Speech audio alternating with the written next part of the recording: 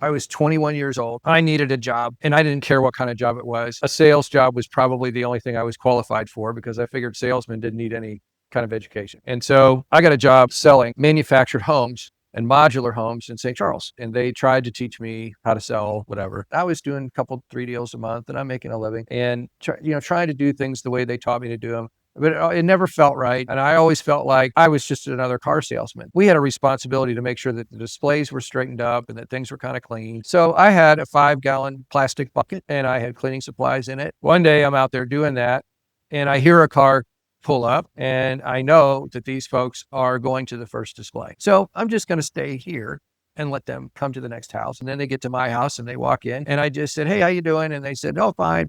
And I continued cleaning. And so they are walking through and they're talking to each other and they're not really paying any attention to me at all. And then they come back through and they say, do you know anything about these houses?" And I said, "Yeah, I know a little bit." And they said, "Well, we got some questions." And then I take them back to the office and I sell them a house. And I thought, why did that work? What changed? What was different? And I thought, they must have thought that I wasn't a salesperson. I don't know what they thought I was, but they were disarmed, right? Their guard was down and they weren't threatened by me. And so I thought, well, I'm going to try that again. And so over a period of time experimenting with this, my sales double and I start to become a thing, right? Because I am killing it. None of the other salespeople can figure out what I'm doing or what's different. And I'm not telling them, right?